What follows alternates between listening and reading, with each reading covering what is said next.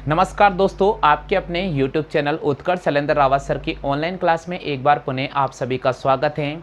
हम राजस्थान जिला दर्शन पढ़ रहे थे, जिसमें अजमेर संभाग मैंने आपको पूरा कंप्लीटली समझाया है। अजमेर संभाग के अंतर्गत हमने 4 जिलों का अध्ययन कर लिया है, जिसमें हमने अजमेर जिला पढ़ा है, भीलवाड़ा पढ़ा है, टोंक पढ़ा है और नागौर जिला पढ़ा है। और इसके बाद हमने जयपुर संभाग स्टार्ट कर दिया था और जयपुर संभाग के 2 क्लास वीडियो मैंने आपके सामने पढ़ा दी है। और आज अपन जयपुर संभाग का तीसरा क्लास वीडियो लेकर आ रहे हैं, जिसमें हम पढ़ने वाले हैं जयपुर के अंदर प्रमुख जो महल हैं उनके बारे में अपन अध्ययन करेंगे। तो ये वीडियो बहुत महत्वपूर्ण रहने वाला है।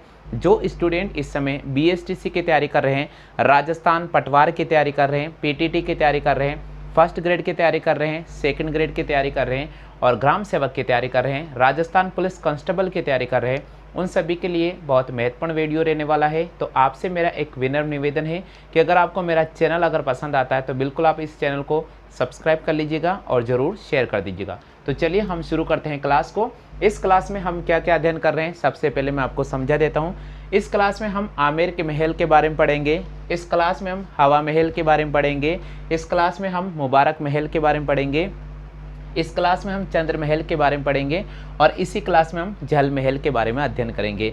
दोस्तों, अगर आपको भी इनका PDF फाइल चाहिए तो आप सीधे हमसे संपर्क कर सकते हैं। PDF फाइल का कोई भी आपसे किसी प्रकार का चार्ज नहीं लिया जा रहा है और जितने भी क्लासें मैं YouTube पर पढ़ा रहा हूँ उनका कोई किसी प्रकार का चार्ज नहीं लिया जा रहा है। तो विशेषकर आप ध्यान रखिएगा, जो भी स्टूडेंट्स मुझसे संपर्क करना चाहते हैं मेरे WhatsApp नंबर पर आप जुड़ सकते हैं और आप PDF फाइल भी प्राप्त कर सकते हैं। तो चलिए दोस्तों, हम शुरू करते हैं क्लास का शुरू करने से पहले मैंने आपके सामने 5 टॉपिक रखे हैं। इन 5 टॉपिक के बारे में अगर आपको कोई भी किसी प्रकार की जानकारी हो तो आप बिल्कुल यहाँ पर कमेंट करके मुझे बता सकते हैं।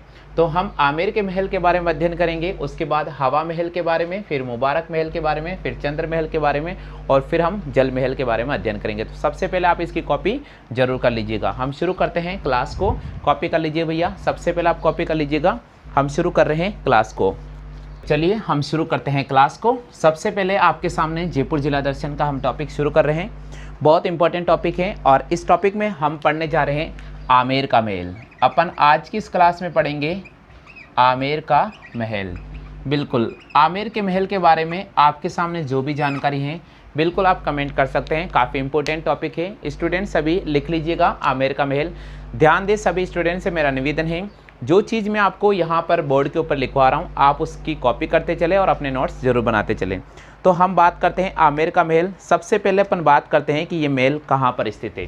तो आमेर का महल कहाँ पर स्थित है इसके बारे में अपन बात करते हैं। तो आमेर का महल आमेर के दुर्ग में स्थित है। कहाँ पर स्थित है? आमेर के दुर्ग में स्थित है। तो प्रश्न आता है, कई बार आता है कि आमेर का महल कहाँ पर स्थित है। तो आमेर का जो महल है वो आमेर के दुर्ग में स्थित है। यहाँ से एक दूसरा प्रश्न आता है, वो आता है आमेर के प्राचीन नाम क्या क्या है। तो आमेर का प्राचीन नाम क्या क्या है। कई बार स्टूडेंट्स इस क्वेश्चन को पूछते रहते हैं। तो आमेर का प्राचीन नाम क्या है। यहाँ मैं आपको 2-3 नाम लिख रहा हूँ, ये बहुत इंपॉर्टेंट है। आमेर का प्राचीन नाम अगर आपसे पूछ ले तो आप क्या जवाब करेंगे। आमेर को अंबावती या अंबिकापुर के नाम से जाना जाता था, यानी आमेर का प्राचीन नाम क्या है। तो दोस्तों आप ध्यान रखना, आमेर को अंबावती के नाम से जाना जाता था। किसके नाम से? अंबावती या अंबिका नगर के नाम से भी जाना जाता। तो इसके प्राचीन नाम की अगर अपन बात करते हैं तो आमेर का जो प्राचीन नाम है वो है अंबावती या अंबिका नगर या अंबिकापुर कहा जाता है, या फिर कहा जाता है, या फिर अंबिकापुर के नाम से भी जाना जाता है। तो ये आमेर के कुछ प्राचीन नाम है, आप कॉपी कर लीजिएगा, बहुत इंपॉर्टेंट है। देखिए मैं जो चीज़ लिख रहा हूँ लिखने के बाद मैं स्क्रीन से थोड़ा पीछे हट रहा हूँ ताकि आपको बिल्कुल अच्छी तरह से जानकारी मिल जाए। तो आपसे पूछा गया है आमेर का महल और आमेर के महल के बारे में कुछ महत्वपूर्ण जानकारी है, मैंने यहाँ लिख दी है। उसमें से सबसे पहले हमने बात की आमेर का। तो आमेर का महल कहाँ पर स्थित है। तो आमेर का महल आमेर के दुर्ग में स्थित है। और आमेर का प्राचीन नाम क्या है। तो आमेर का प्राचीन नाम अंबावती है, अंबिका नगर है या अंबिकापुर के नाम से भी इसको जाना जाता है। क्लियर हो गया। चलिए अब अपन यहाँ से बात कर लेते हैं कि इसका निर्माण किसने करवाया है। इसका निर्माण किसने करवाया है। तो निर्माण के बारे में थोड़ी जानकारी मैं आपको यहाँ बता देता हूँ। कई बार प्रश्न पूछा जाता है, हालांकि डेट आपको याद नहीं रखनी है लेकिन कई बार प्रश्न पूछा जाता है। तो मिर्जा राजा मान सिंह प्रथम ने इस महल का निर्माण कराया था। तो सबसे पहले निर्माण किसने कराया था? निर्माण कराया था मिर्जा राजा मान सिंह प्रथम के द्वारा।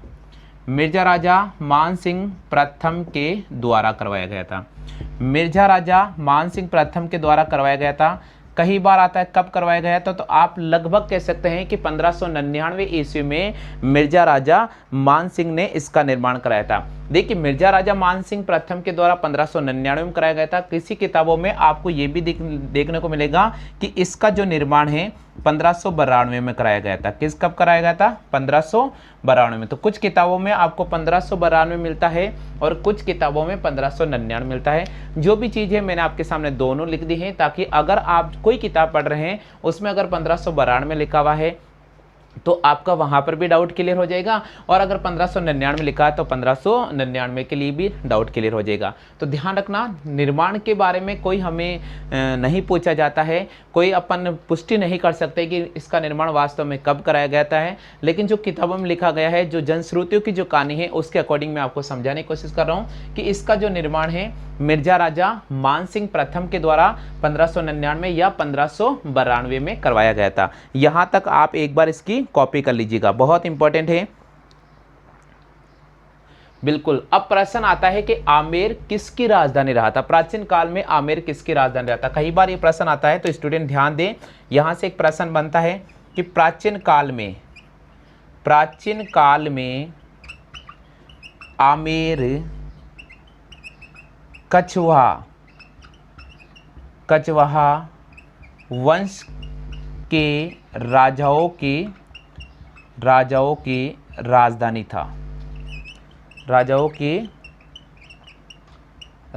था। ये आप ध्यान रखना कि अगर अपन प्राचीन काल की बात करते हैं तो प्राचीन काल में आमेर कछवाहा वंश के राजाओं की राजधानी था। तो हम पढ़ रहे हैं जिला दर्शन में आमेर का महल, और आमेर के महल के बारे में पहली जानकारी है कि आमेर का जो महल है वो आमेर के दुर्ग में स्थित है। इसका प्राचीन नाम क्या है? तो अंबावती, अंबिका नगर या अंबिकापुर के नाम से जाना जाता है। किसको? यहाँ आमेर का प्राचीन नाम मैं बोल रहा हूँ, ना कि आमेर का महल। तो आमेर का जो प्राचीन नाम है अंबावती, अंबिका नगर या अंबिकापुर के नाम से जाना जाता है। प्राचीन काल में जो आमेर था कछवाहा वंश के राजाओं की राजधानी रहा था। इसके निर्माण की बात करते हैं, इस महल के निर्माण की, तो महल का निर्माण मिर्जा राजा मान सिंह प्रथम के द्वारा करवाया गया था। और कब करवाया गया था? 1599 या फिर हम कह सकते हैं कि 1592 ईस्वी में इसका निर्माण करवाया गया था। हाँ जी, क्लियर हो गया। चलिए अब यहाँ से थोड़ी सी मैं आपको डिटेल समझा देता हूँ, क्योंकि कई बार प्रश्न बनता है और हर स्टूडेंट को इसका जवाब आना बहुत ज़रूरी है। तो चलिए अपन बात कर लेते हैं मिर्जा राजा मान सिंह के बारे में। तो हम यहाँ आपके सामने थोड़ा डिटेल से समझाने की कोशिश कर रहे हैं कि मिर्जा राजा मान सिंह प्रथम कौन था।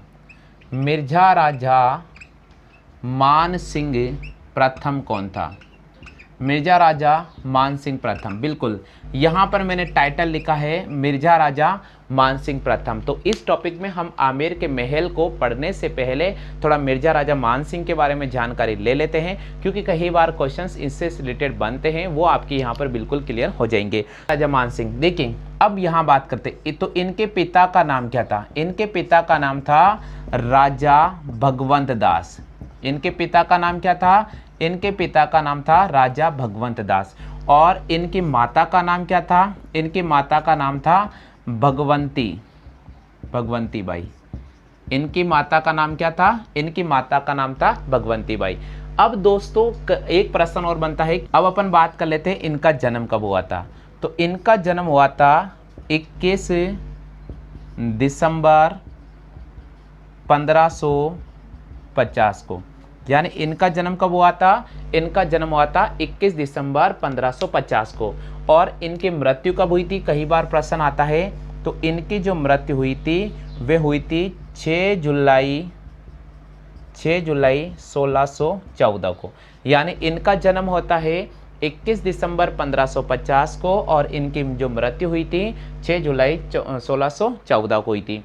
तो हम बात कर रहे हैं मिर्जा राजा मान सिंह के बारे में। मिर्जा राजा मान सिंह प्रथम वो दमदार व्यक्ति था जो अकबर की महान सेना का सेनापति था। अकबर की महान सेना का प्रमुख सेनापति कौन था? मिर्जा राजा मान सिंह था। राजा मान सिंह के पिताजी का नाम था राजा भगवंत दास और इनकी माता का नाम था भगवंती बाई। इनका जन्म हुआ था 21 दिसंबर 1550 को और इनकी जो मृत्यु हुई थी 6 जुलाई 1614 को हुई थी। अब अपन बात करते हैं कि इनकी पत्नियां कितनी थी। अब अगर इनकी पत्नियों के बारे में अपन चर्चा करें तो इनकी 3 पत्नियों के बारे में हमें जानकारी मिलती है। तो इनकी पत्नियां कितनी थी? इनके 3 पत्नी थी। अब 3 पत्नियों के नाम क्या थे? कई बार यहाँ से प्रश्न बन चुका है। इनकी 3 पत्नियां थी, उसमें एक का नाम था मुनवारी बाई, एक का नाम था मुनवारी बाई, दूसरी का नाम था सुशीलावती बाई, दूसरी का नाम था सुशीलावती बाई और तीसरी का नाम था बीबी मुबारक।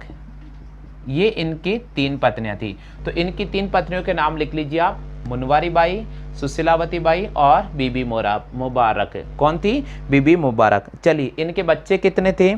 तो इनके बच्चों की अगर अपन बात करते हैं तो इनके बच्चे थे, मतलब 5 तो इनके पुत्र थे और 2 इनके पुत्रियां थी। तो बच्चों की अगर अपन बात करते हैं, राजा मान सिंह प्रथम की बात कर रहे हैं तो इनके बच्चों के बारे में बात कर लेते हैं। तो इनके बच्चों में 5 तो इनके पुत्र थे, 5 इनके पुत्र थे और 2 इनके पुत्रियां थी। 5 इनके पुत्र थे और 2 इनकी पुत्रियां थी। तो ये आप ध्यान रखिएगा, बहुत इंपॉर्टेंट है। चलो कॉपी कर लो जल्दी से, क्योंकि बात करते हैं मिर्जा राजा प्रथम के बारे में और कुछ थोड़ी जानकारी अपन प्राप्त कर लेते हैं।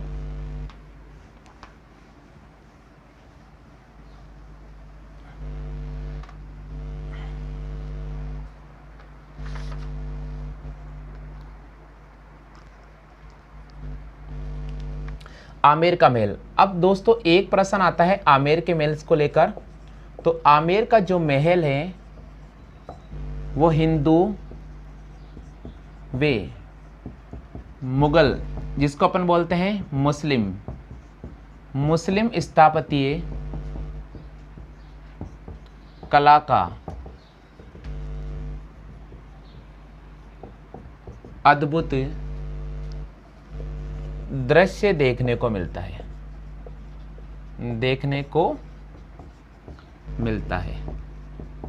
देखिए इस लाइन का क्या अर्थ निकलेगा मैं आपको समझा रहा हूं।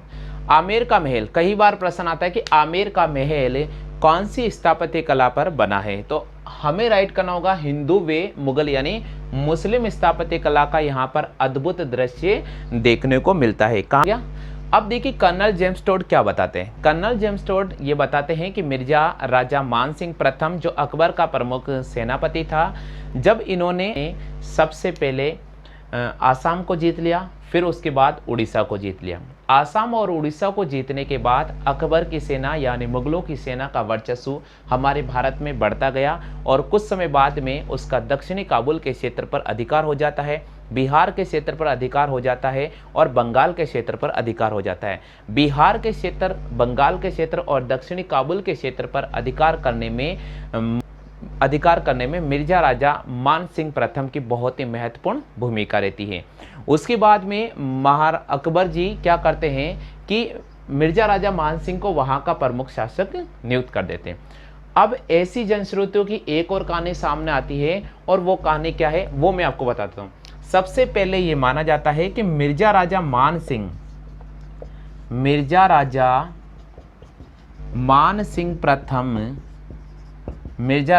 सिंह प्रथम भगवान कृष्ण के भक्त थे। किसके भक्त थे? ये भगवान कृष्ण के भक्त थे।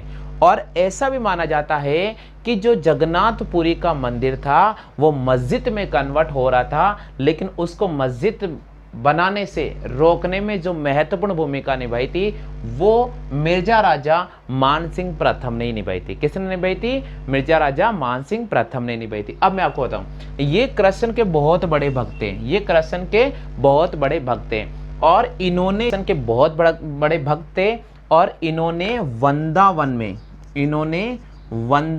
में 7 मंजिला गोविंद देव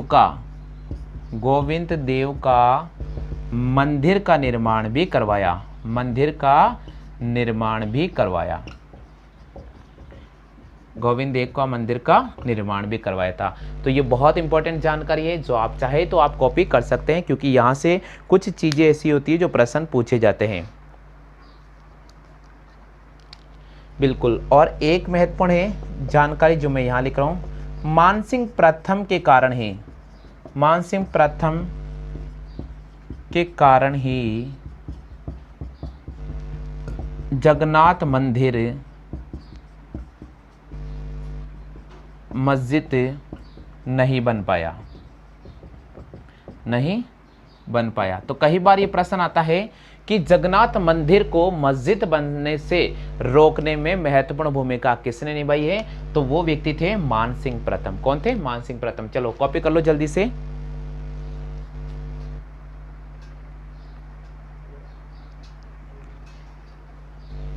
बिल्कुल कर लिया कॉपी। चलिए अपन थोड़ा आगे बढ़ जाते हैं। आमेर का महल आपके सामने मैं अध्ययन करा रहा हूं, बहुत इंपॉर्टेंट क्लास है राजस्थान जीके की।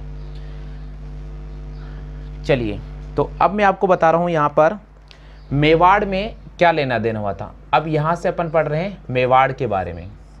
देखिए अब मेवाड़ के बारे में क्या घटना देखने को मिलती है मिर्जा राजा मानसिंह प्रथम के साथ। ऐसा माना जाता है कि जब मिर्जा राजा मानसिंह प्रथम महाराष्ट्र के शोलापुर को जीतकर हमारे राजस्थान से गुजर रहा था, तो उनकी इच्छा हुई थी कि यार मैं क्यों नहीं यहाँ के जो सम्राट थे महाराणा प्रताप से मिल लूँ।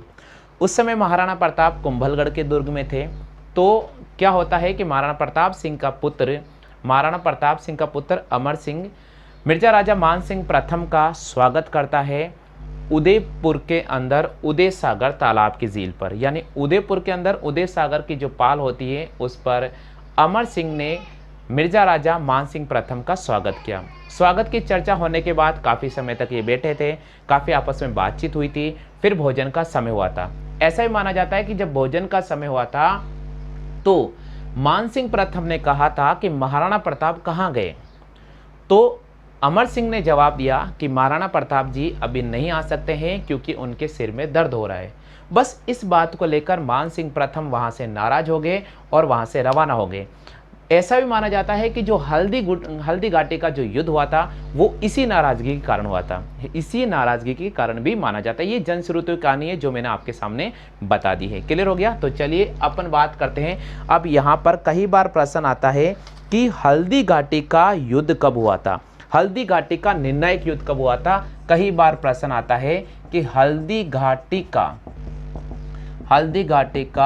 निर्णायक युद्ध कब हुआ था। हल्दी घाटी का निर्णायक युद्ध कब हुआ था? वो हुआ था 21 जून 1576 को। कब हुआ था? 21 जून 1576 को हुआ था, जिसमें महाराणा प्रताप और अकबर की सेना के प्रमुख सेनापति मानसिंह प्रथम के मध्य बहुत ही घमासान युद्ध लड़ा गया था, बहुत ही जबरदस्त युद्ध लड़ा गया था, जिसमें ऐसा माना जाता है कि लगभग एक ही दिन में 20,000 सैनिक मारे गए थे। एक ही दिन में 20,000 सैनिक मारे गए थे। क्लियर हो गया? तो ये बहुत इंपॉर्टेंट जानकारी मैंने आपको सामने लिख दी है। कई बार ये प्रश्न आता है, आप इसकी कॉपी जरूर कर लीजिएगा।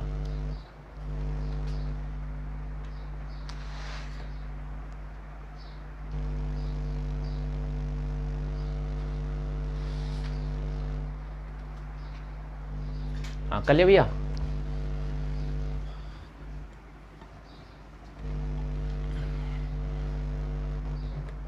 संस्कृति के बारे में पढ़ेंगे, जिसमें सबसे पहला आ रहा हमारे पास में मुबारक महल। दोस्तों आपको पता होगा कि ये मुबारक महल काफ़ी इम्पोर्टेंट महल है। जयपुर के जितने भी महलों के बारे में बात करेंगे अपन, आमेर महल की बात करेंगे, हवा महल की बात करेंगे, तो उन सभी में एक मुबारक महल बहुत ही इम्पोर्टेंट अपना स्थान रखता है जयपुर के अंदर, जो पर्यटक की दृष्टि से काफ़ी महत्वपूर्ण स्थल माना जाता है। ऐसा माना जाता है कि दोस्तों मुबारक महल, देखिए मैं आपको जिला दर्शन जब टॉक पढ़ा रहा था तब भी मुबारक महल की बारे में बात की थी। एक टॉक के अंदर जो मुबारक महल है वहाँ पर बकरा ईद के अवसर पर ऊँट की बलि दी जाती है। वही यहाँ पर जयपुर का जो मुबारक महल है ये कुछ हटकर है। तो सबसे पहले इस मुबारक महल की क्या विशेषता है? इस मुबारक महल की ये विशेषता है कि ये राजा महाराजाओं के समय का एकमात्र ऐसा महल है जो अभी के वर्तमान अगर दृष्टि से अपन देखें तो सबसे नया महल इसको माना जाता है। यानी इसका निर्माण सन 1900 ईस्वी में जयपुर के महाराजा सवाई माधो सिंह ने इसका निर्माण कराया था। और उसने इस महल का निर्माण इसलिए कराया था क्योंकि उसके जो अंग्रेजी मेहमान उसके पास आते थे उनके लिए रहने के लिए ठहरने की और खाने की व्यवस्था हेतु इस महल का निर्माण कराया गया था। सबसे बड़ी बात है कि जब इस महल का निर्माण कराया गया था तो इस पर मुगल यूरोपीय शैली का बहुत ही शानदार समन्वय अद्भुत देखने को मिलता है। दोस्तों, इस महल का जो निर्माण कराया गया था चूने और पत्थर से किया गया है। फिर भी अगर इस महल के अगर आप बाहर से आकृति देखते हो तो आपको ऐसा लगता है कि ये महल पूरा लकड़ी का बना हुआ है। तो सबसे महत्वपूर्ण और इम्पोर्टेंट महल माना जाता है मुबारक महल, जो 19वीं शताब्दी में इसका निर्माण कराया गया था। और सबसे नया महल, अभी राजा महाराजाओं की दृष्टि से अपन नया महल के बारे में बात करें राजस्थान में तो सबसे नया महल मुबारक महल है। तो सबसे पहले बात कर लेते हैं मुबारक महल। देखिए मुबारक महल की विशेषता क्या क्या है। सबसे पहले इसका जो निर्माण कराया था, इसका निर्माण जयपुर के महाराजा सवाई माधो सिंह ने करवाया था। सवाई माधो सिंह ने करवाया था। तो कई बार आता है कि इसका निर्माण किसने करवाया था। इसका जो निर्माण कराया था जयपुर के महाराजा सवाई माधो सिंह ने कराया था। कब कराया था? 1900 ईस्वी में कराया था। यानी इसका निर्माण जयपुर के महाराजा सवाई माधो सिंह ने करवाया था। और कब कराया था? 1900 ईस्वी में कराया था। कई बार देखिए सवाई माधो सिंह, तो सवाई माधो सिंह द्वितीय लिख लीजिए आप। सवाई माधो सिंह द्वितीय ने इसका निर्माण कराया था। तो आपको ध्यान देना चाहिए सवाई माधो सिंह द्वितीय ने इसका निर्माण कराया था। क्लियर हो गया? सबने लिख लिया यहाँ तक? चलिए अब देखिए इस महल के बारे में क्या विशेषता है। सवाई माधो सिंह द्वितीय ने इसका निर्माण क्यों कराया? क्योंकि उस समय उसके जो अंग्रेजी मेहमान थे उसके यहाँ पर आते थे तो उनके लिए रहने के लिए, खाने के लिए, उनके ठहरने के लिए इस महल का निर्माण कराया गया था। तो क्यों कराया गया था? इसलिए कराया गया था कि उस समय के अंग्रेजी मेहमान के ठहरने के लिए, अंग्रेजी मेहमान के ठहरने के लिए इस महल का निर्माण करवाया गया। अंग्रेजी मेहमान के ठहरने के लिए इस महल का निर्माण करवाया गया। इस महल का निर्माण करवाया गया। सबसे बड़ी बात है इस महल का निर्माण कराया गया तो किससे बना हुआ है? ये महल चूने व पत्थर से बना हुआ है। चूने व पत्थर से बना हुआ है। यानी ये महल किससे बना हुआ है? ये जो महल बना हुआ है चूने व पत्थर से बना हुआ है। इसकी बनावट इतनी शानदार है कि ये महल को अगर आप दूर से देखते हैं तो आपको लकड़ी का बना हुआ प्रतीत होता है। यानी ये महल चूने व पत्थर से बना हुआ है, लेकिन दूर से देखने पर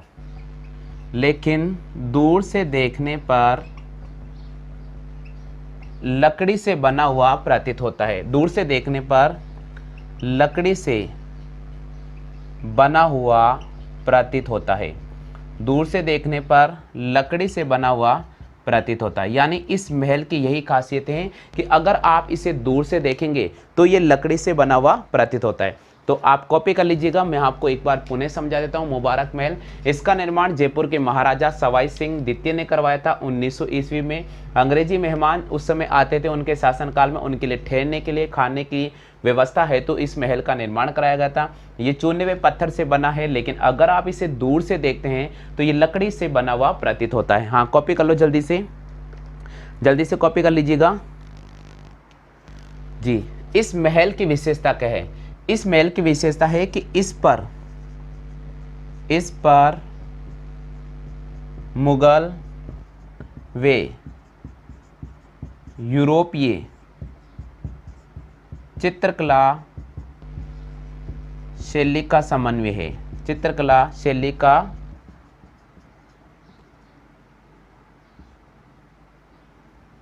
समन्वय है। यानी इसे हम कह सकते हैं कि अगर अपन इसको संक्षिप्त में मैं आपको यहाँ समझाने की कोशिश कर रहा हूँ कि अगर अपन इसको ये भी कह सकते हैं कि इस महल में मुगल, यूरोपीय तथा राजपूत स्थापत्य शैली का अद्भुत स्थापत्य यानी चित्रकला शैली बोल सकते हैं या फिर स्थापत्य शैली भी कह सकते हैं। इसको स्थापत्य लिख लो, ज़्यादा बेटर रहेगा। तो अपन इसको कह सकते हैं कि इस महल पर मुगल, यूरोपीय व राजपूत स्थापत्य शैली का अद्भुत समन्वय देखने को मिलता है। क्लियर हो गया। इसका निर्माण जयपुर के महाराजा सवाई सिंह द्वितीय ने कराया था। अंग्रेजी मेहमान के ठहरने, रहने और खाने के लिए करवाया गया था। ये चूने व पत्थर का बना हुआ महल है जो दूर से देखने पर लकड़ी का बना हुआ प्रतीत होता है। इस महल पर मुगल, यूरोपीय और स्थापत्य शैली का समन्वय आपको देखने को मिलेगा। ठीक है, क्लियर हो गया, आगे समझ में। चलिए, आज अगर अपन जयपुर की बात करते हैं, जयपुर में आज मुबारक महल का वर्तमान स्वरूप क्या है, तो अगर अपन इस वर्तमान स्वरूप पर चले जाते हैं मुबारक महल, तो आज यहाँ पर शाही पुस्तकालय का निर्माण कराया गया है। यानी वर्तमान में यहाँ पर शाही पुस्तकालय के रूप में जाना जाता है, यानी वर्तमान में इसको किसके नाम से जाना जाता है, वर्तमान में इसको शाही पुस्तकालय के रूप में जाना जाता है। यानी अगर प्रश्न आता है कि राजस्थान के जयपुर जिले में शाही पुस्तकालय कौन से महल में स्थित है, तो हमें राइट करना होगा मुबारक महल में। क्लियर हो गया, कॉपी कर लीजिएगा, बहुत इंपॉर्टेंट है। यह जयपुर के राजप्रासादों की इमारतों में सबसे नया महल माना जाता है। इसका निर्माण सवाई माधो सिंह द्वितीय ने 1900 ईस्वी में अपने अंग्रेजी मेहमान के स्वागत ठहरने के लिए करवाया गया था। ये महल चूने और पत्थर से बना हुआ है, किंतु इसका बाहरी प्रारूप ऐसा दिखाई देता है जैसे कि लकड़ी का बना हुआ है। महल की ऐसी बनावट पत्थर की बारीकी कारीगरी के कारण दिखाई देती है। इस महल में मुगल, यूरोपीय तथा राजपूत स्थापत्य शैली का अद्भुत प्रभाव देखने को मिलता है। और मुबारक महल सवाई मान सिंह द्वितीय के कार्यकाल तक विद्वानों की परिचर्चा का प्रमुख केंद्र भी माना गया था। और आज वर्तमान में इस महल को शाही पुस्तकालय के नाम से जाना जाता है। क्लियर हो गया, आ गया सभी को समझ में, क्लियर हो गया। चलिए, अब अपन दूसरे महल की बात करते हैं। जयपुर जिला दर्शन के अंतर्गत दूसरा महल मैं आपके सामने लेकर आ रहा हूँ।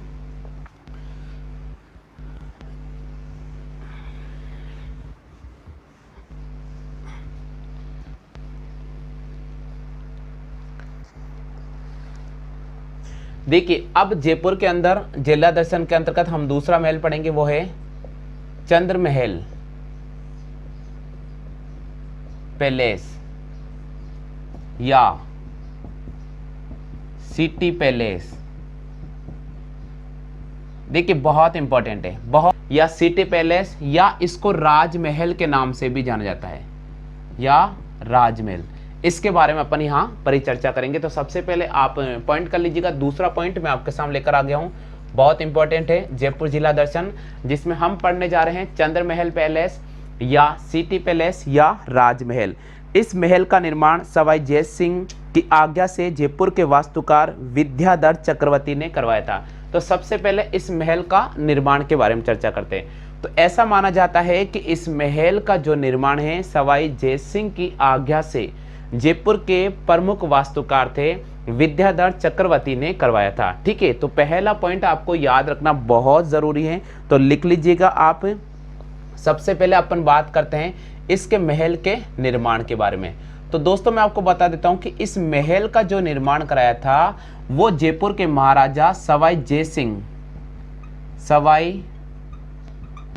सिंह की आज्ञा से, सवाई जय सिंह की आज्ञा से जयपुर के वास्तुकार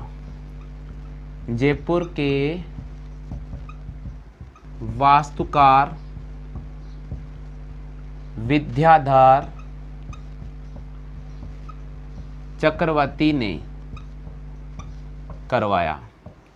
यानी पहला प्रश्न यही से बनता है कि चंद्र महल पैलेस का निर्माण किसने करवाया था। तो इसका जो निर्माण करवाया था वो सवाई जय सिंह की आज्ञा से जयपुर के वास्तुकार विद्याधर चक्रवर्ती ने कराया था। ये महल 7 मंजिल का बना हुआ महल है। इस महल की सबसे बड़ी विशेषता है कि ये जो महल है, ये महल 7 मंजिल का बना हुआ है। कितने मंजिल का बना हुआ है? 7 मंजिल का बना हुआ है। यानी इस महल की सबसे बड़ी विशेषता देखने को ये मिलती है कि ये जो महल है वो 7 मंजिल का बना हुआ है। इसकी अगर सबसे निचले वाली मंजिल की बात करते हैं तो उसको अपन चंद्र महल या भूतल महल के नाम से भी जानते हैं। तो यहां लिख रहा हूं मैं, इसकी सबसे निचली वाली मंजिल, इसके सबसे निचली वाली मंजिल को चंद्र महल या भूतल महल के नाम से जाना जाता है। चंद्र महल या भूतल महल के नाम से जाना जाता है।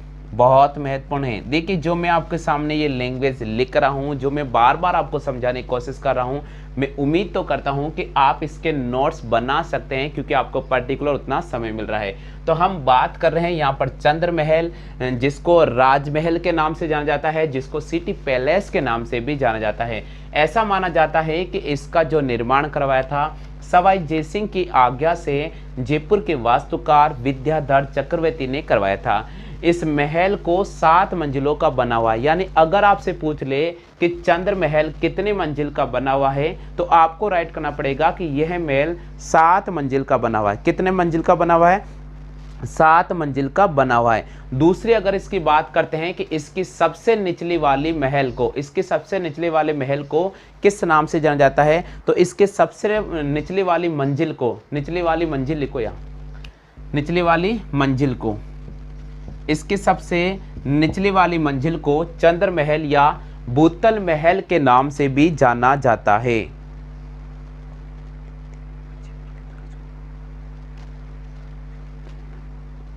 क्लियर हो गया? अब देखिए, सबसे बड़ी बात, चंद्र महल की बात अपन करते हैं, जो निचले वाले महल की बात अपन करते हैं, तो इसकी प्रत्येक दीवारों पर जयपुर के महाराजाओं के सारे चित्र यहाँ पर बने हुए। तो क्वेश्चन यहाँ पर एक ऐसा भी बन कर आता है, तो आप लिख लीजिएगा, चंद्र महल की दीवारों पर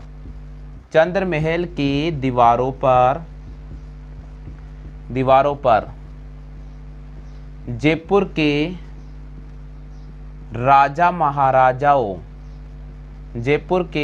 राजा महाराजाओं के चित्र आकृतियां बनी हैं, आकृति बनी है। तो आप यहां तक पहले कॉपी कर लीजिएगा, बहुत इंपॉर्टेंट है, जल्दी से कॉपी कर लीजिएगा, काफी इंपॉर्टेंट यहां पर है।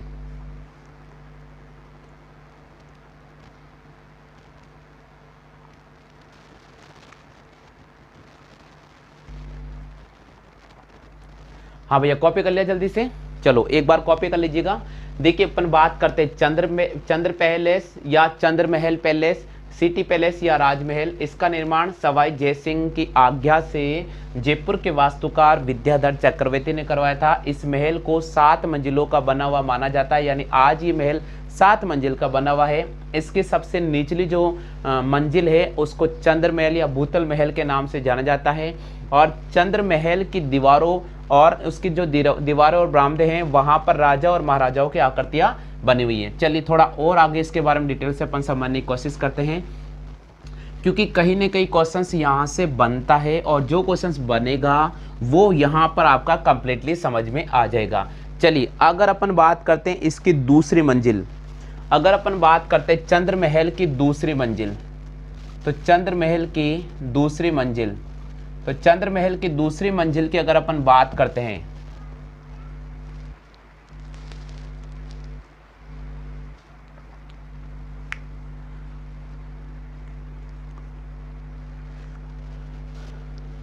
दूसरी मंजिल की बात करते हैं, तो दूसरी मंजिल का जो नाम है वो है सुख विलास। क्या नाम है?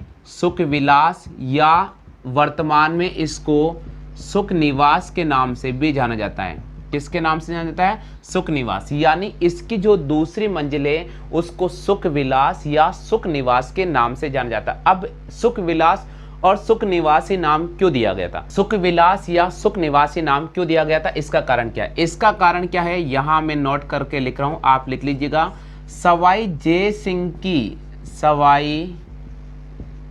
सिंह की धर्मपत्नी सुख कंवर के नाम पर, सुख कुंवर के नाम पर, सुख कुंवर के नाम पर इस मंजिल का नाम, इस मंजिल का नाम सुख निवास रखा गया। इस मंजिल का नाम सुख निवास रखा गया।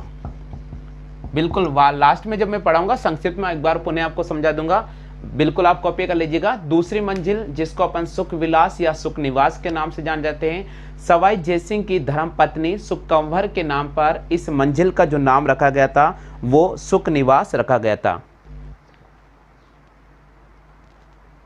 जी क्लियर हो गया। चलिए अगर अपन बात करते हैं यहाँ पर तीसरी मंजिल की, तो इसकी जो तीसरी मंजिल है उसके बारे में अपन बात करते हैं। तो तीसरी जो मंजिल है उसका नाम रंग मंदिर है। तीसरी मंजिल का नाम क्या है? तीसरी मंजिल का नाम रंग मंदिर है। यानी पहली मंजिल का नाम की अगर अपन बात करते हैं तो चंद्र महल, दूसरी मंजिल की बात करते हैं तो सुख विलास या सुख निवास, तीसरी मंजिल की बात करते हैं तो यहाँ पर आता है हमारे सामने रंग मंदिर। चौथी मंजिल की बात करते हैं तो चौथी मंजिल का नाम है शोभा निवास। चौथी मंजिल का नाम क्या रखा गया है? अगर अपन यहाँ पर चलते हैं और चौथी मंजिल पर अगर अपन जाते हैं तो उसको अपन बोलेंगे शोभा निवास। चौथी मंजिल का नाम क्या है? शोभा निवास। इसी प्रकार अगर अपन पांचवी मंजिल की तरफ चलते हैं और पांचवी मंजिल में अगर अपन जाते हैं तो उसका जो नाम आपको देखने को मिलेगा वो मिलेगा छवि निवास। यानी पांचवी मंजिल का जो नाम है वे हमारे पास में छवि निवास। तो बिल्कुल आप कॉपी करते चले, साथ के साथ काफ़ी इंपॉर्टेंट है। छठी मंजिल की बात करते हैं तो छठी मंजिल है छठी मंजिल की बात करते हैं। अगर अपन यहाँ से छठी मंजिल की बात करते हैं तो छठी मंजिल का नाम है श्रीनिवास। छठी मंजिल का नाम है श्रीनिवास। और अगर अपन सातवीं मंजिल की बात करते हैं, अगर अपन सातवीं मंजिल की बात करते हैं तो सातवीं जो मंजिल का नाम है वो है मुकुट निवास। क्या नाम है? मुकुट निवास। यानी सातवीं मंजिल की बात करते हैं तो वे है मुकुट निवास। तो यहाँ पर जो अपन बात करते हैं चंद्र महल पैलेस या सिटी पैलेस या राजमहल, इसके बारे में मैं यहाँ पर आपको डिटेल से समझाने की कोशिश कर रहा हूँ। एक बार पुनः मैं आपको रिवाइज करा देता हूँ। ऐसा माना जाता है कि जो इस महल का जो निर्माण करवाया गया था सवाई जयसिंह की आज्ञा से यहाँ के प्रमुख जो वास्तुकार थे जयपुर के विद्याधर चक्रवर्ती ने करवाया था। इस मंजिल को 7 मंजिलों से, यानी इस महल को 7 मंजिलों से बना हुआ माना जाता है। इसकी जो सबसे निचली जो मंजिल है उसका नाम है चंद्र महल। क्या नाम है? चंद्र महल या भूतल महल के नाम से जाना जाता है। और ऐसा भी माना जाता है कि जो भूतल महल है उसके सारे बरामदों पर और दीवारों पर जयपुर के राजा महाराजाओं के चित्र उकेरे गए हैं। वही अगर अपन बात करते हैं दूसरी मंजिल, तो दूसरी मंजिल को सुख विलास या सुख निवास के नाम से जाना जाता है। और सवाई जयसिंह की धर्म पत्नी सुख कंवर के नाम पर इस दूसरी मंजिल का नाम सुख विलास या सुख निवास रखा गया था। वही अगर अपन बात करते हैं तीसरी मंजिल को, तो तीसरी मंजिल को रंग मंदिर के नाम से जाना जाता है। चौथी मंजिल को शोभा निवास के नाम से जाना जाता है। पांचवी मंजिल को छवि निवास के नाम से जाना जाता है। छठी मंजिल को श्रीनिवास के नाम से जाना जाता है। और सातवीं जो मंजिल है उसको मुकुट निवास के नाम से जाना जाता है। हाँ भैया, एक बार आप इसकी कॉपी कर लीजिएगा, कॉपी कर लो ताकि इसके बारे में अगला मैं बता देता हूँ। हाँ भैया, कॉपी कर लीजिएगा सभी स्टूडेंट जो इस समय नहीं जुड़ रहे हैं। आपको पर्टिकुलर समय मिलेगा भैया, कोई दिक्कत नहीं ले, पर्टिकुलर समय मिलेगा, सब कुछ आपके सामने क्लियर करा रहा हूँ मैं। ठीक है, कॉपी कर लिया। चलिए अपन आगे बात करते हैं और क्या क्या विशेषता है इस चंद्र महल, इस राजमहल और इस सिटी पैलेस की, और क्या क्या विशेषता है। बिल्कुल एक बार संक्षिप्त में पढ़ा दूंगा, लेकिन यहाँ थोड़ा समझने की कोशिश करना, क्योंकि यहाँ देखिए आरएस की अगर आप तैयारी करो तो वहाँ लिखना पड़ता है, इसलिए मैं थोड़ा आपको डिटेल से समझाने की कोशिश कर रहा हूँ। देखिए दोस्तों, इस चंद्र महल की और क्या क्या विशेषता है। यहाँ पर चांदी के दो पात्र है। यहाँ पर चांदी के 2 बड़े पात्र हैं। यानी अगर अपन चलते हैं घूमने चंद्र पैलेस, सिटी पैलेस या राजमहल, तो आपको यहाँ पर सबसे बड़ी जो देखने को मिलेंगे, यहाँ पर चांदी के 2 पात्र हैं जो विश्व के सबसे बड़े पात्र माने जाते हैं। यानी इसको आप ऐसे नोट करके ऐसे भी लिख सकते हो कि विश्व के सबसे बड़े 2 चांदी के पात्र, 2 चांदी के पात्र चंद्र महल में स्थित है, चंद्र महल में स्थित है। और ये चंद्र महल कहां पर है? जयपुर में है। तो ये कई बार क्वेश्चंस आता है, आप लिख लीजिएगा। यहां पर चांदी के 2 पात्र हैं, विश्व के सबसे बड़े 2 चांदी के पात्र यहां पर स्थित हैं।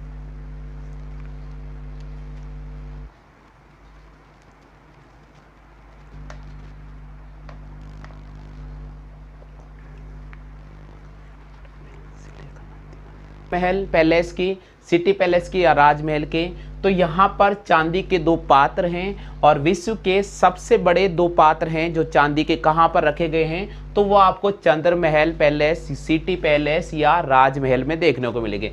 अब दूसरी यहाँ पर कुछ अन्य महत्वपूर्ण महल हैं, तो यहाँ लिख रहा हूँ कुछ अन्य महत्वपूर्ण महल। तो यहाँ पर कुछ अन्य महत्वपूर्ण महल है, उसमें क्या क्या है उसके बारे में बात करते हैं। देखिए उसमें एक आता है मुबारक महल। क्या आता है भैया? मुबारक महल। ऐसा माना जाता है कि इस महल का जो निर्माण कराया गया था मेहमानों के स्वागत के लिए, मेहमानों के लिए रहने के लिए और मेहमानों के लिए खाने की व्यवस्था है, तो इस महल का निर्माण कराया गया था। इसके अलावा यहाँ पर क्या है? इसके अलावा यहाँ पर सिलहे खाना है। क्या है भैया? यहाँ पर सिलहे खाना है। इसके अलावा यहाँ पर क्या है? इसके अलावा यहाँ पर दीवान एक खास है। क्या है? दीवान एक खास महल है। एक महल है जिसका नाम है दीवान एक खास महल है। इसके अलावा यहाँ पर दीवान ए आम महल भी है। कौन सा है?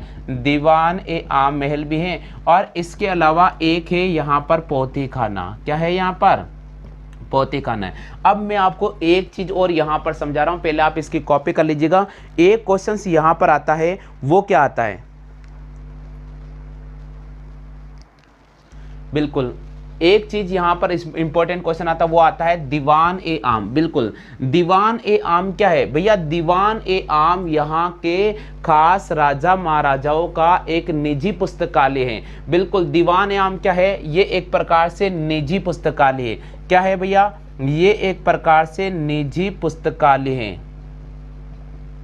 निजी पुस्तकालय है। किनका निजी पुस्तकालय था? यहाँ के राजा महाराजाओं का। यहाँ के राजा महाराजाओं का एक निजी पुस्तकालय है जिसका नाम दीवान एक आम या पोथी खाना के नाम से भी जाना जाता है। क्लियर हो गया? और इसी ही अपन चंद्रमहल के नाम से जान जाते हैं और ये राजा महाराजाओं का निवास स्थान के रूप में भी जाना जाता है। हो गया क्लियर? और ये जो महल हैं, इस चंद्र महल की विशेषता है कि ये जयपुर के राजा महाराजाओं का प्रमुख रूप से राज परिवारों का निवास स्थान भी माना जाता है। तो हमने इस टॉपिक्स में जो पढ़ा है, कंसिडर किया, वो आपके सामने पढ़ाया है मैंने चंद्र महल। कौन सा महल पढ़ाया है? चंद्र महल। तो एक बार संक्षिप्त में आपको चंद्र महल के बारे में बता देता हूँ ताकि आपको यहाँ पर बिल्कुल डिटेल से सबको समझ में आ जाएगा। इंपॉर्टेंट है वो है हमारे पास में चंद्र महल पैलेस, जिसको अपन सिटी पैलेस या राज पैलेस के नाम से भी जानते हैं। बिल्कुल बहुत इंपॉर्टेंट है। अब सुनिएगा, यहां से एक क्वेश्चन बहुत इंपॉर्टेंट बनता है और बहुत इंपॉर्टेंट बनता है। सबसे पहले चंद्र महल का निर्माण किसने करवाया था? अगर आपको इसके निर्माण के बारे में पूछ ले तो इसका जो निर्माण करवाया था वो महाराजा सवाई जयसिंह ने कराया था। यानी महाराणा सवाई जयसिंह ने, महाराजा सवाई जयसिंह ने करवाया था। तो महाराजा सवाई जयसिंह की आज्ञा से किसने किया था? यहाँ के प्रमुख वास्तुकार थे जिसका नाम था विद्याधर चक्रवर्ती। क्या नाम था? विद्याधर चक्रवर्ती। बिल्कुल, विद्याधर चक्रवर्ती ने इस महल का निर्माण कराया था। इस महल की खास विशेषता क्या है? इस महल की खास विशेषता ये है कि ये महल 7 मंजिल का बना हुआ है। कितनी मंजिल का बना हुआ है? 7 मंजिल का बना हुआ है। चलिए, अगर भाई इस महल को अपन ने 7 मंजिल का बना हुआ मान लिया है, तो यहाँ पर इस महल की और क्या क्या विशेषता आपको सामने आएगी, वो मैं आपको यहाँ पर एक एक करके समझाने की कोशिश करूँगा। ठीक है, जैसे मैंने लिखा 1 2 3 4 5, थोड़ा और इधर बना देते ऊपर। देखिए इधर डायग्राम बना रहा हूँ। 7 मंजिल महल है।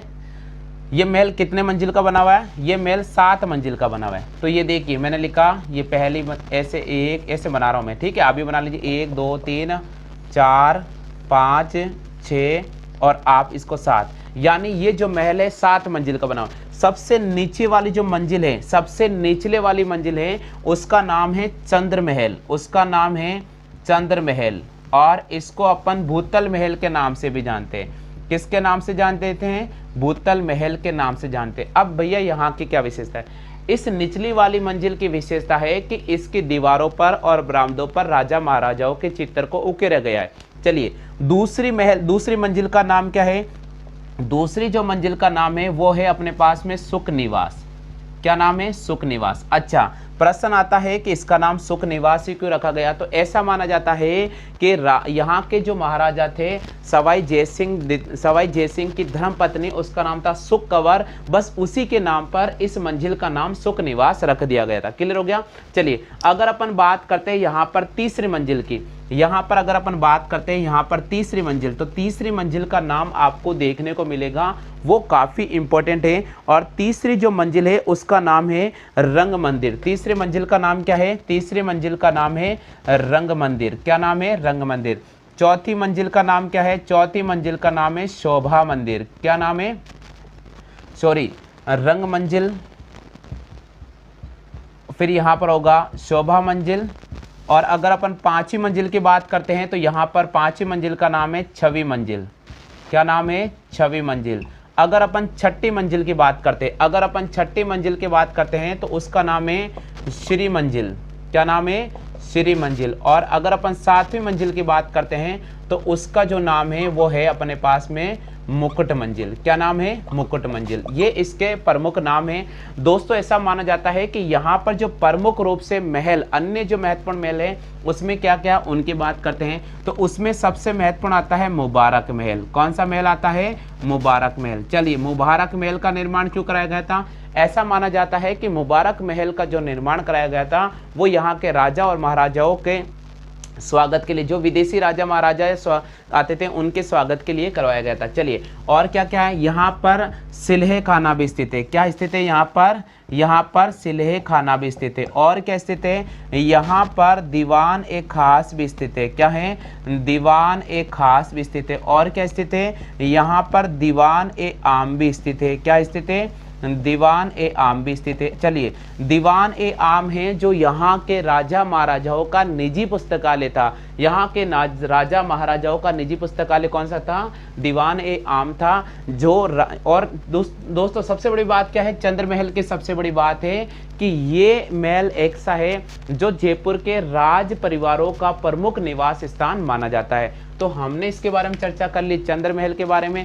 इससे पहले जो हमने पढ़ लिया है मुबारक महल पढ़ लिया है। अब मैं आपको यहाँ पढ़ा रहा हूँ हवा महल के बारे में। तो एक बार आप इसकी कॉपी कर लीजिएगा। अब अपन बात करेंगे हवा महल के बारे में।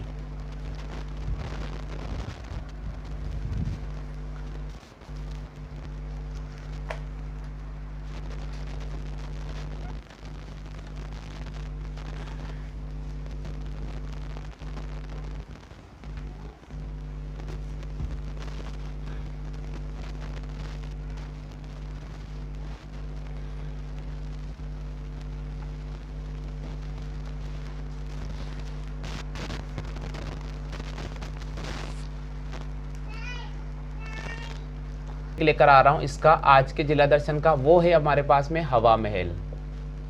कौन सा महल अपन पढ़ेंगे? हवा महल। चलिए, अब यहाँ मैं थोड़ा आपको समझाने की बात कर रहा हूँ हवा महल के बारे में। दोस्तों आप जयपुर तो घूमने गए होंगे और हवा महल जरूर देखे होंगे। अगर आपने हवा महल नहीं देखा है तो आपका फिर जयपुर जाने का कोई मतलब नहीं है। तो इसलिए मैं आपको कह रहा हूँ कि जब भी आप जयपुर घूमने जाते हैं तो एक बार जरूर आप हवा महल को देख कर आइएगा, क्योंकि जब आप किसी भी पुराने कोई किले का भ्रमण करते हैं या कोई ऐसा प्राकृतिक स्थल है उसका अगर आप भ्रमण करते हैं तो वहाँ से आपको बहुत कुछ जानकारी प्राप्त होती है। तो चलिए अपन बात करते हैं यहाँ पर हवा महल। अगर अपन बात करते हैं हवा महल, तो हवा महल का निर्माण किसने कराया था? सबसे पहला प्रश्न यही बनता है कि हवा महल का निर्माण किसने करवाया था। तो हवा महल का निर्माण किसने कराया था, इस पहले प्रश्न का आपको सही जवाब करना पड़ेगा। तो प्यारे स्टूडेंट जिन सभी को आता है जल्दी से कमेंट कर दीजिए। हवा महल के निर्माण को लेकर अलग अलग किताबें अलग अलग बोलती है, लेकिन मैं आपको एक चीज़ बता रहा हूँ सटीक जो आपको चीज़ याद रखनी है। हवा महल का निर्माण करवाया था सवाई प्रताप सिंह ने। किसने करवाया था? सवाई प्रताप सिंह ने करवाया था। हवा महल का निर्माण सवाई प्रताप सिंह ने करवाया था।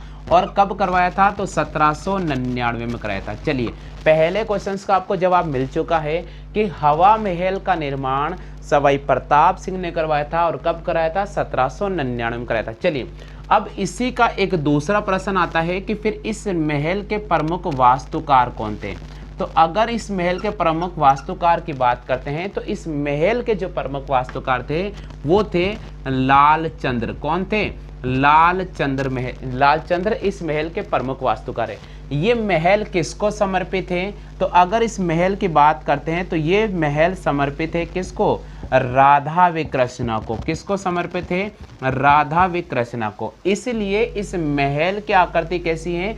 इस महल की जो आकृति है वो मुकुट के अनुसार है। किसके अनुसार है? मुकुट के अनुसार। जैसे राधा और भगवान श्री कृष्ण का जो मुकुट होता है, भगवान श्री कृष्ण का जो मुकुट होता है ना, इस प्रकार भगवान श्री कृष्ण का जो मुकुट बना हुआ है बिल्कुल आपको इस महल की आकृति कुछ ऐसे ही नजर आएगी। ठीक है, ये इस प्रकार से इस महल की आकृति नजर आएगी। यानी इस महल की जो आकृति है बिल्कुल कृष्ण के मुकुट के समान है। और ये जो महल है राधा और कृष्ण को समर्पित है। इसीलिए कर्नल जेम्स टॉड ने इस महल को कृष्ण का मुकुट भी कहा था। तो कई बार प्रश्न आता है कि कर्नल जेम्स टॉड ने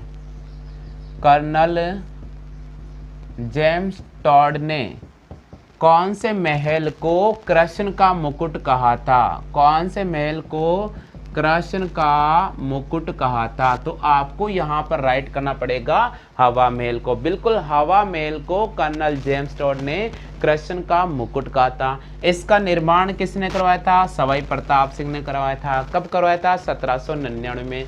इसके प्रमुख वास्तुकार कौन थे? लालचंद्र थे। इसके प्रमुख वास्तुकार कौन थे? इसके जो प्रमुख वास्तुकार थे वो लालचंद्र थे। कौन थे? लालचंद्र। चलिए ये किसको समर्पित है? ये राधा विकृष्णा को समर्पित है। ये मुकुट के अनुसार है।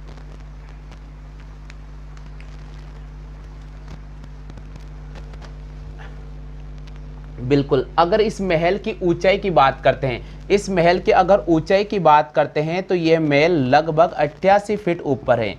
बिल्कुल इसकी ऊंचाई कितनी है? 88 फीट ऊंचाई है।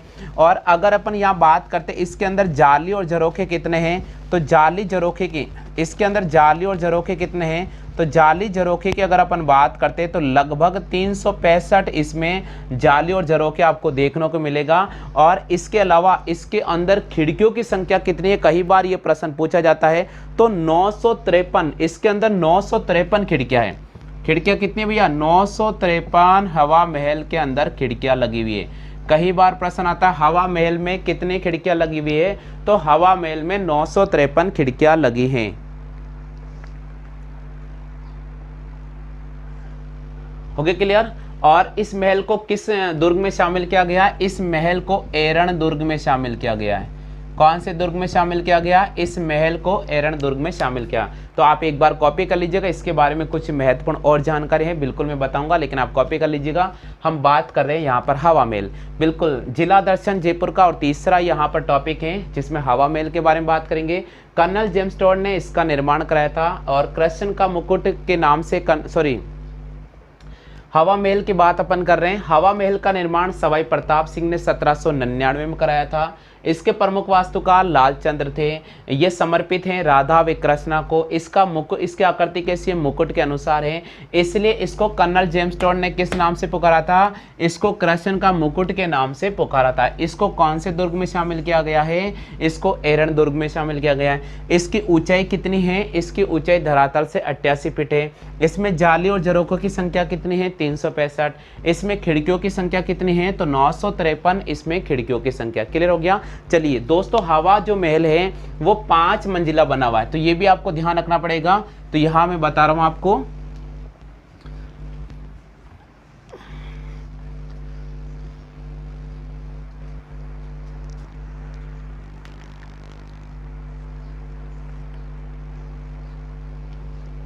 बिल्कुल हवा महल की अगर अपन बात करते हैं तो हवा महल बना हुआ है 5 मंजिलों में। बिल्कुल, थोड़ा मैं इसको डायग्राम समझाने की कोशिश कर रहा हूं आपको।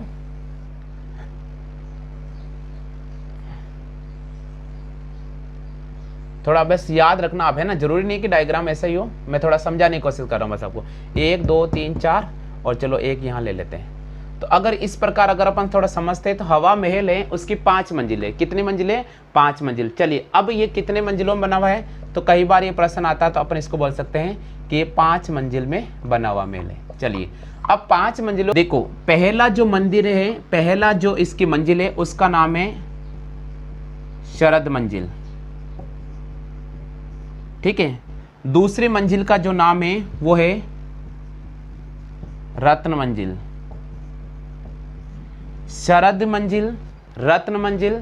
तीसरी मंजिल का जो नाम है वो है विचित्र मंजिल। तीसरी मंजिल का नाम है वो है विचित्र मंजिल। चलिए चौथी मंजिल का नाम है वो है प्रकाश मंजिल। और 5वीं मंजिल का जो नाम आता है वे आता है हवा मंजिल। बिल्कुल, तो इस प्रकार ये जो महल है, ये महल है 5 मंजिलों का बना हुआ महल है, जिनके नाम मैंने आपके सामने रख दिए हैं। कई पुस्तकों में शरद मंदिर कहा गया है, रत्न मंदिर के नाम से पुकारा है, विचित्र मंदिर के नाम से पुकारा है, प्रकाश मंदिर के नाम से, या हवा मंदिर भी कह सकते हैं। तो आप चाहे मंजिल बोलो चाहे मंदिर बोलो, कुल मिलाकर इनको जो 5 मंजिल है इनके नाम मैंने आपके सामने लिख दिए हैं। आप चाहे तो इसका डायग्राम ड्रॉ कर लीजिएगा। तो कई बार प्रश्न आता है, तो इस महल का जो निर्माण हुआ है वो बलुआ पत्थर वे चूने से हुआ है। 1983 में राज्य सरकार द्वारा 1983 में राज्य सरकार द्वारा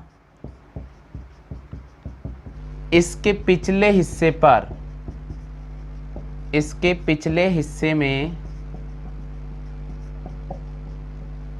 इसके पिछले हिस्से में म्यूजियम का संचालन किया जा रहा है। इसके पिछले हिस्से में म्यूजियम का संचालन किया जा रहा है। बिल्कुल, 1983 से राज्य सरकार द्वारा इसके पिछले हिस्से में म्यूजियम का संचालन किया जा रहा है।